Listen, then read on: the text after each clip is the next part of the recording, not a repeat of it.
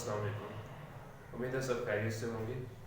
आज हम स्टार्ट करेंगे topic number lecture chapter number 5 का टॉपिक है मोमेंट ऑफ इनर्शिया, जो प्रीवियस हमने स्टार्ट किया था सेंट्रीफ्यूगल फोर्स। उसके बाद हमारे पास टॉपिक है मोमेंट ऑफ इनर्शिया का। मोमेंट ऑफ इनर्शिया के बारे में हम आज पढ़ेंगे कि बेसिकली मोमेंट ऑफ इनर्शिया होता क्या है। तो मोमेंट ऑफ इनर्शिया की बात करते हैं। सबसे पहले इनर्शिया कहते हैं किसी भी बॉडी की अपनी नॉर्मल स्टेट को कंटिन्यू रखने की एबिलिटी को। फॉर एग्जांपल एक ग्लास है, टेबल के ऊपर पड़ा है, तो उसकी कोशिश यही होगी कि वो टेबल के ऊपर पड़ा रहे, अपनी जगह को डिस्प्लेस ना करे जब तक उसके ऊपर कोई एक्सटर्नल फोर्स एक्ट ना करे, वो तब तक वहीं पड़ा रहेगा। अगर कोई बॉडी मोशन में है तो उसकी कोशिश यही रहेगी कि वो मोशन में मूव करती रहे जब तक उसके ऊपर कोई एक्सटर्नल फैक्टर अप्लाई ना हो, यानी ब्रेक्स अप्लाई ना हो। तो एक्सटर्नल इफेक्ट को अगर हम कैंसिल करते हैं, एक्सटर्नल इफेक्ट को अगर इग्नोर करते हैं, तो बॉडी अपनी यूनिफॉर्म जो स्टेट होती है यूनिफॉर्म मोशन की या नॉर्मल मोशन की जो स्टेट होती है वो हमेशा कंटिन्यू रखती है। इसे हम कहते हैं इनर्शिया। मूवमेंट ऑफ इनर्शिया का क्या मतलब है? मूवमेंट कहते हैं किसी भी चीज़ को एक फिक्स पॉइंट से बांध देना और उससे रोटेट करना। मूवमेंट ऑफ इनर्शिया की बात कर रहे थे। मूवमेंट ऑफ इनर्शिया ये होगा कि किसी भी बॉडी को एक हमने फिक्स पॉइंट से बांधा हुआ और उस बांध के उसे हम रोटेट करवा रहे हैं। तो मूवमेंट टॉर्क वाले टॉपिक में हमने पढ़ा है कि मूवमेंट आर्म या मूवमेंट जिसे कहते हैं वो वाला पॉइंट जहाँ पे हम फोर्स अप्लाई कर रहे होते हैं। मूवमेंट ऑफ इनर्शिया क्या होगा? एक बॉडी को हमने एक चीज़ से बांधा हुआ है, एक लेट्स फॉर ये पॉइंटर ही है, यहाँ से हम एक बॉडी को बांध के से रोटेट करवा रहे हैं। तो मूवमेंट क्या होगा कि ये जो बॉडी यहाँ पे अटैच है उसकी कोशिश ये होगी कि इस पॉइंटर को छोड़ के वो जिस सर्कल में रोटेट कर रहा है सर्कल को छोड़ के आउटवर्ड डायरेक्शन में मूव कर जाए।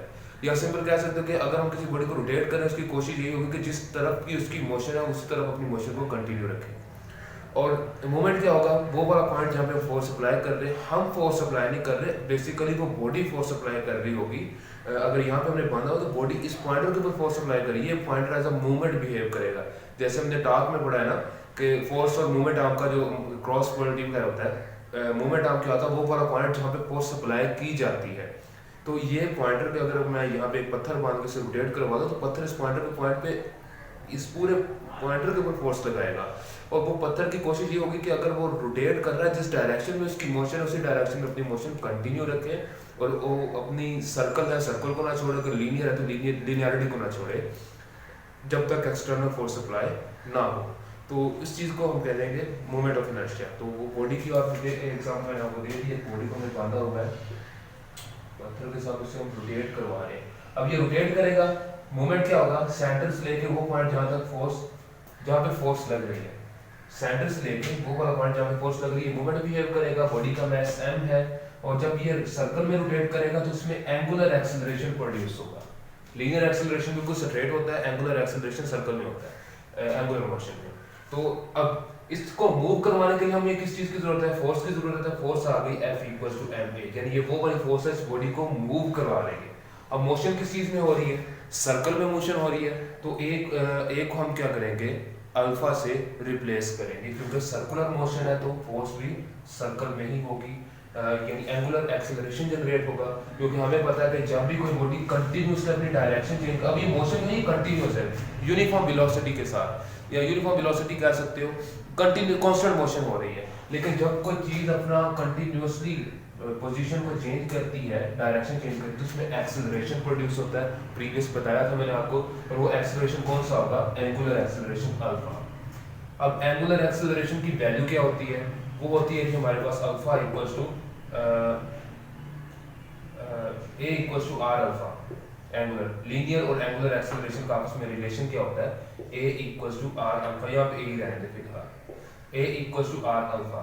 ये कैसे आता है ये भी मैं आपको बता देता हूँ। F = ma और F = mv²/r। दोनों का कंपैरिजन कर रहे हैं। ma = mv²/r। m से m कैंसिल हो जाएगा, a आ जाएगा v²/r। अब v कौन सी चीज होती है? वेलोसिटी। वेलोसिटी इक्वल होती है डिस्प्लेसमेंट पर यूनिट टाइम, 1/r डिस्प्लेसमेंट पर unit time equals to velocity, दोनों का स्क्वायर है। तो ये आ जाएगा d²/r/t²। d क्या होता है? डिस्टेंस होता है, तो इसे हम सिंपली रिप्लेस कर देते हैं r.r से ओवर r t²। r से r कैंसिल हो जाएगा, हमारे पास एक्सेलरेशन की जो वैल्यू आ जाएगी R1/t², 1/t² को आप अल्फा से रिप्लेस कर दें तो ये आ जाएगा R अल्फा, यानी एक्सेलरेशन आ गया R अल्फा की। क्लियर है? इस तरह हमारे पास एक्सेलरेशन का रिलेशन निकला है A = R अल्फा। इसे उठा के यहाँ पे पुट कर देते हैं, F आ जाएगा mr alpha, sorry mr alpha.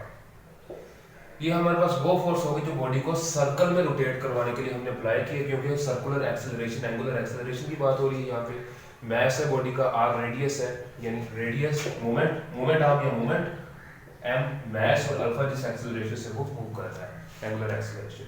अब बात करते हैं, जब अगर ये सर्कल में रोटेट कर रहे हैं तो जाहिर बात है इसके अंदर कोई ना कोई टॉर्क प्रोड्यूस होगा, क्योंकि टर्निंग इफेक्ट जो होता है, किसी भी चीज़ की टर्न करने की जो एबिलिटी होती है वो हमारे पास क्रिएट करती है, टॉर्क को क्रिएट करती है। तो टॉर्क इक्वल होता है आर एफ के, आर क्रॉस एफ होता है, लेकिन आर क्रॉस एफ किसकी इक्वल आएगा, आर एफ साइन थीटा।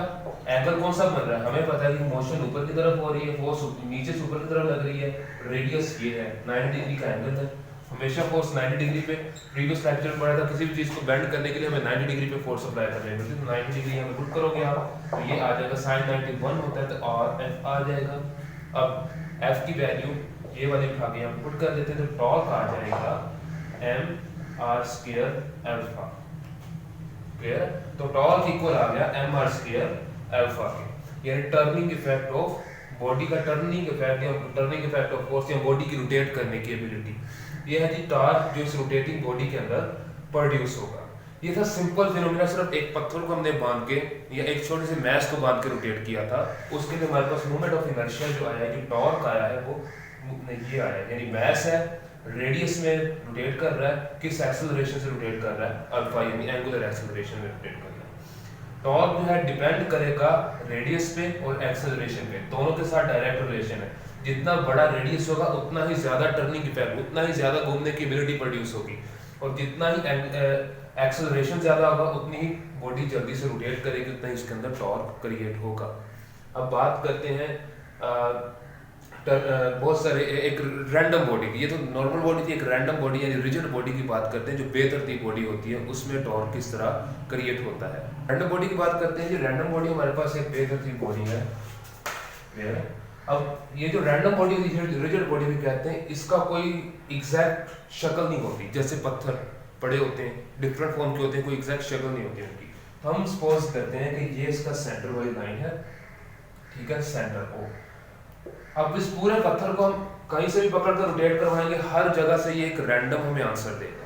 यहाँ से पकड़ के रोटेट करवाएंगे तो हो सकता है टॉर्क ज्यादा क्रिएट हो जाए, हो सकता है कम हो जाए, यहाँ से रोटेट करेंगे फैक्टर चेंज हो जाएंगे, यहाँ से, क्योंकि बेतरतीब है ना, बेतरतीब बॉडी है इसकी, यानी रैंडम शक्ल है, तो कहीं से पकड़ के आप रोटेट करवाओगे तो कोई ना कोई डिफरेंट आंसर ही देगा। तो पूरे पत्थर को एज अ होल हम रोटेट नहीं करवा सकते, यानी पूरी रिजिड बॉडी को एज अ होल हम रोटेट नहीं करवा सकते। हम क्या करते हैं, पूरी बॉडी को छोटे छोटे पार्ट्स में क्या करते हैं, डिवाइड कर देते हैं।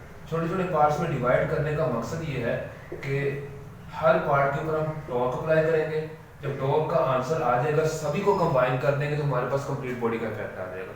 यहाँ से पकड़ के तो अगर कोई आंसर चेंज हो रहा है तो उसका आंसर हम लिख लेंगे, यहाँ से पकड़ के रोटेट करवाते हैं तो कोई और आंसर आएगा, यहाँ से कोई और, सभी आंसर जब हमारे पास आ जाएंगे सभी को हम ऐड कर देंगे। ऐड करने से पूरी बॉडी का होल इफेक्ट हमारे पास आ जाएगा, होल टर्निंग इफेक्ट आ जाएगा। तो ये O है, ये मोमेंट ऑफ R आ गया, इसका मास m1 हो गया, R1, ये R2, m2, ये R3, m3, सो ऑन, ये आ गया Rn, mn, यानी n नंबर ऑफ पार्टिकल्स में हमने पूरी बॉडी को कर दिया, रिजॉल्व कर दिया। टॉर्क आ गया जी, टॉर्क आ जाएगा फर्स्ट बॉडी के लिए आ जाएगा जी mr² alpha m1 r1, second के लिए m2 r2² अल्फा 2, थर्ड के लिए m3 r3² alpha 3, so on n particle के लिए mn r² n alpha n। Total torque find करना है, ये पूरी बॉडी को हमने डिफरेंट छोटे छोटे पार्ट्स में डिवाइड कर लिया। अब पूरी बॉडी का इफेक्ट देखना है कि अगर पूरी बॉडी को पकड़ कर रोटेट करवाया जाए तो इन छोटे छोटे पार्टिकल्स का क्या बिहेवियर है, छोटे छोटे पार्टिकल्स को ऐड कर लें, हमें पूरी बॉडी का बिहेवियर पता चल जाएगा। छोटे टोटल टॉर्क हम फाइंड करते हैं कि ये आ जाएगा torque 1 plus torque 2 plus torque 3 so on torque n। अब हम कंसीडर यहाँ पे पहले स्पुट करते हैं, m1r1 square alpha 1 plus m2r2 square alpha 2 so on mn square alpha n। अब हम सपोज करते हैं कि जो छोटे छोटे पार्टिकल्स थे वो सभी का मास जो था, सभी जो पार्टिकल्स थे वो एक जैसे थे। क्लियर है? सभी पार्टिकल्स एक जैसे थे, तो सभी पार्टिकल्स अगर सेम बिहेवियर है तो उनकी एक्सेलरेशन का बिहेवियर भी सेम होगा। So on f1 equals to alpha, यानी एंगुलर एक्सेलरेशन जो है, अगर इस पार्टिकल को पकड़ के रोटेट करवाएं उसका एक्सेलरेशन सेम ही कर रहा है, इस पार्टिकल को रोटेट करवाएं तब भी एक्सेलरेशन सेम ही कर रहा है, इस पार्टिकल को पकड़ कर रोटेट करवाएं तब भी एक्सेलरेशन सेम ही कर रहा है, तो हम कहते हैं कि सभी जो एक्सेलरेशन है वो सेम है, तो हम अल्फा से रिप्लेस कर, यानी एंगुलर एक्सेलरेशन पूरी बॉडी का सेम निकलेगा, उसे हम क्या कर देते हैं, ये रिप्लेस कर देते हैं। अल्फा हमारे पास कॉमन आ जाएगा, पीछे आ जाएगा m1r1 square plus m2r2 square plus so on rn square. Clear है? चलेंगे सम फॉर्म में, समेशन फॉर्म में लिख लेते हैं। समेशन फॉर्म में लिखने के लिए हम क्या करते हैं जी, समेशन फॉर्म किस तरह आती है, torque equal to alpha constant है, समेशन 1 से स्टार्ट हो रहा है n तक जा रहा है, तो i इक्वल्स टू 1 से स्टार्ट हो रहा है n तक जा रहा है mi स्क्वायर। क्लियर है? Sum of total mass, all mass, all radius, all moment of arm. Clear है? 1 से स्टार्ट हो रहा है n तक जा रहा है, तो i equals to 1 to n। अब मोमेंट ऑफ इनर्शिया को हम रिप्रेजेंट करते हैं i से, जो कि इक्वल होता है mr स्क्वायर। क्लियर है? तो ये mr स्क्वायर बन रहा है, इसे i से रिप्लेस कर दें, तो summation 1i equals to 1 to n i alpha constant. ये था जी हमारे पास टोटल टार्क है moment of inertia for the rigid body या फॉर द रैंडम बॉडी, जो बेतरतीब बॉडी होती है उसका हमारे पास ये था मोमेंट ऑफ इनर्शिया। उम्मीद है इस चीज़ की आपको समझ आई होगी। फर्दर कोई क्यूरी हो तो आप कमेंट सेक्शन में पूछ सकते हैं। आज के लिए इतने काफ़ी है। अल्लाह हाफिज़।